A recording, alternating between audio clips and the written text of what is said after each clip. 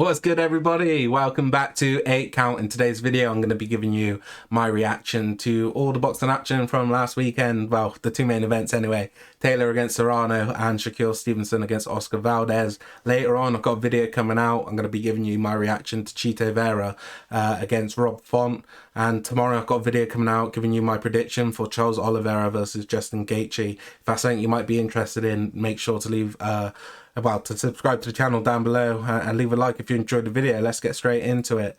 What a night Saturday was. Some crazy fights.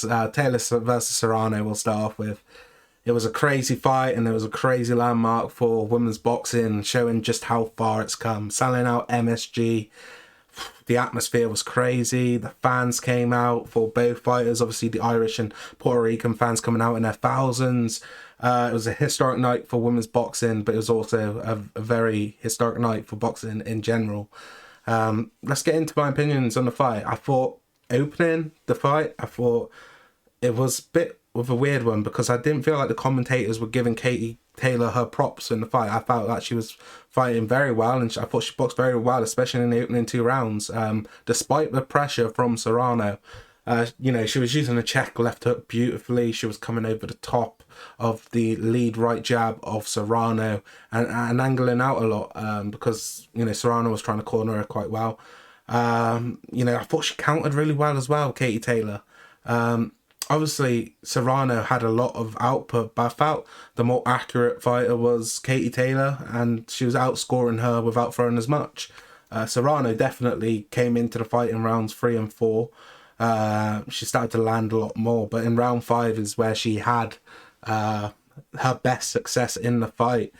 She was able to coax Katie Taylor into trading with her, and I was really surprised Katie Taylor agreed to do so because I felt that she was boxing really well.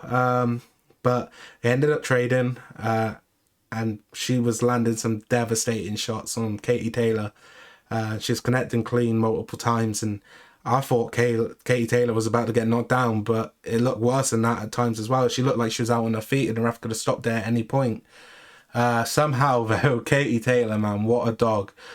She was able to dog it out and get to the bow, make out the round. But it was clear to see she was on Queer Street in the corner. Her coaches were talking to her, but it didn't look like she was there, and I thought, oh shit, I've a cornerman going to stop this fight. Obviously they didn't, and looking back on it, it was the right decision not to. In the following rounds, Serrano took advantage of the fact that she hurt Taylor. She boxed quite well. She's outscoring Taylor, but she wasn't landing with the same sort of venom which gave Katie Taylor problems in round 5. It seemed as the rounds were going on, though, Katie Taylor was, regathering her senses and her composure, and she ultimately went on to mount a comeback. She started to box really well. I thought she started to outscore Serrano once again, especially in the later rounds. And it all ended in the 10th round where both fighters, in probably like the last 10-20 seconds, stood toe to toe in the center of the ring, just swinging at each other. It looked like Taylor might have got hurt right at the very end, but it was an amazing fight, and it was an amazing way to end it. I think looking back on the fight, the biggest moments definitely go to Amanda Serrano for what she did in round 5.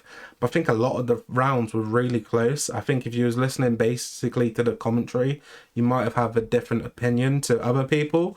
I thought the commentary was a bit off, respectfully. I just felt like they weren't giving Taylor a lot of credit for some of the things she was doing, and they were very much on the side of Serrano at times, it's felt like.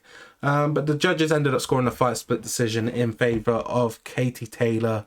Their scorecards read 96-90 for Serrano, 97-93 Taylor, and 96-93 Taylor. I disagree with the Taylor scorecards. I'm not saying that Serrano was robbed. I think it was a very close fight and it could have gone either way. I don't agree with the margins being 4 rounds or 3 rounds. I think it was 2 at most either way. It was a crazy fight. Looking at my scorecard now, though, I scored at 95-95.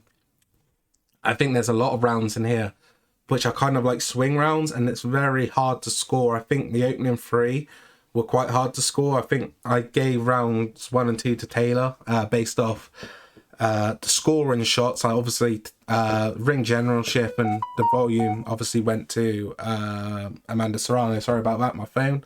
But I felt like Taylor was scoring more with counter shots. I felt that round 7 was a hard round to score. I felt that was this, as Katie Taylor was kind of getting back into the fight, and I could see giving it either way in that round. And I felt round 10 was quite a hard round to score as well.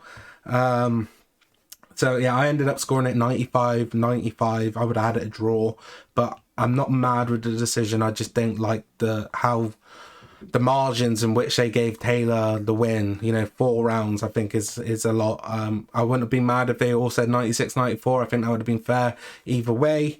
But I think it brought up a big problem in women's boxing, which we need to eradicate straight away.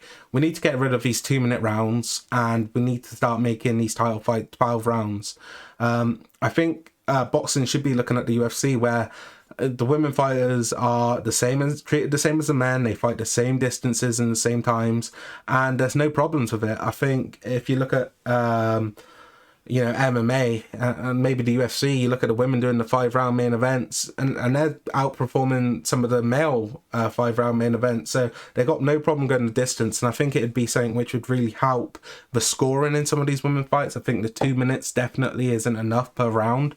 I think for the factor of maybe a spectacle, it's very good because of the rounds go so quick and you have to do a lot within those 2 minutes to kind of win the round. And I felt that it isn't enough to really judge the fight for me, and I think the extra 2 rounds would really come in handy as well. Overall, I'm not mad with the decision. I think either way, you could score this fight. Next, we're talking about Serrano Taylor again, which would be a big fight. I think the rematch would be a lot bigger. Coming off what fight this was, I think a lot of people still have the stigma around women's boxing. I don't agree with it. I think it's proven now that women fighters are just brilliant. Some fucking badasses in there for sure. And if they're going to be doing it in Ireland in a stadium, it will be fucking crazy. Just because of I think they might have an 80,000 seater, which would, I think anything like that, if they can do 50,000, something like that, it doesn't really matter. But stadium fight for Katie Taylor versus Serrano 2, book me in, that would be fucking sick. I think I'd probably favour Serrano going into the rematch, but she'd have to get the finish in my opinion, because I don't think you could trust the judges over there just because of the, how big of an icon and a hero Katie Taylor is. I don't think it would be all too clean. But there's also talk about, I think it's a Natasha Jonas or Jones, I think it's Jonas, the Scouse Girl world champion. She's a great fighter as well. She's already fought Katie Taylor, in which was a really close fight, but let's talk about that rematch happening. I wouldn't mind seeing that. I think on probably the top of the list right now is the Serrano rematch because of how crazy this fight was, but I wouldn't be mad at that fight either. Either way, I can't wait to see these women get back in action again, because that was a hell of a performance. Next, let's go on to the Shakur Stevenson fight. I don't know if you guys saw this one or not. If you're in the UK, this one was on Sky. What an impressive performance, man. Shakur Stevenson, he's so fucking good, isn't he? In my opinion, he might be the best fighter right now in the world. I understand, though, why he's not given the pound-for-pound recognition as of yet. He just doesn't have the names on his resume yet to justify it, I think, is the way they probably look at it. But I think, especially in the next few years, with him moving up in weight, there's no doubt we'll probably be hailing him the pound-for-pound king. I think in this fight, he was in control from start to finish. He was able to, cruise and take off a lot of rounds and still win them just because of how good he is. I think, he's always in control. It was nuts. I think Oscar Valdez is a really good fighter as well, man. He comes from the same camp as Canelo, training under Eddie Reynoso. He was 30-0 coming into this fight, world champion. And he made it look easy. He's able to nullify the best weapons of Valdez really early on. and he never really had to get out of second gear, and that's just how impressive it was because of how good I rate Oscar Valdez and how easy Shakur made it. Obviously, he had the Herrig fight before this in which he finished him, and that was a great fight as well. But in this fight, I can't even remember a time where Valdez landed something and I was like, oh, I was right. He could give Shakur problems with this in the fight. Not once. In my opinion, no one in the world right now can dictate and control distance like Shakur Stevenson. I think he is the best in the world at that skill set right now. I mean, the way he used the jab in this fight, he was like, it was brilliant. Like, he would use the jab just to pepper the guard of Oscar Valdez at times, and then he'd come down low and he'd really stick him with it to the body really hard. It was brilliant. He was using a variety of tactics. He was using those straight shots a lot to make Oscar Valdez really tighten the guard, and then he's coming around it with hooks. He was having success to the body as well. And he obviously got the knockdown in this fight. I think if you was watching it and you was looking at Valdez, I think the way Shakur was, controlling the distance, Valdez was looking off balance a lot, lunging in. And that's where Shakur caught him with the check right hook. And, Valdez fell into the ropes. He was still just about up, and then he punched him again, and he kind of touched the canvas with his glove. It was a bit of it was a knockdown, which is, I guess, a questionable one. But nevertheless, that fucking check right hook he landed was just brilliantly timed. It was poetry in motion, I guess you could say. I think Valdez, I guess it's not an opinion, it's a fact that he had very little success in this fight, but I think he was giving it everything he could.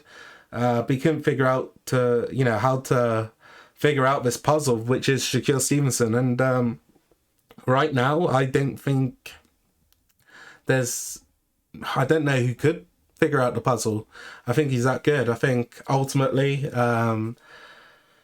this fight isn't going to be, the most memorable one of Shakur's career.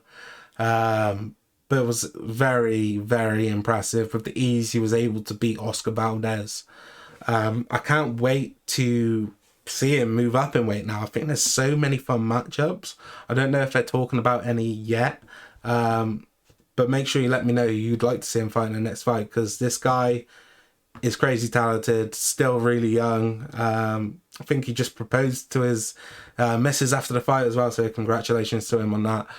But fucking what a fight. Well, what a fighter. Obviously, the Taylor fight, we had a lot of dramatic, I guess you could say, with how the fight was, and Shakur just put on a masterpiece against Valdez.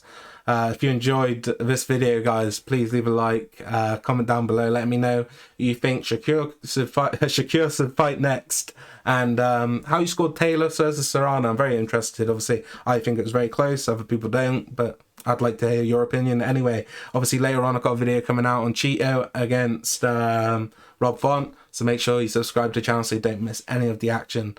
And until next time, guys, take care. Alright, I'll see you later.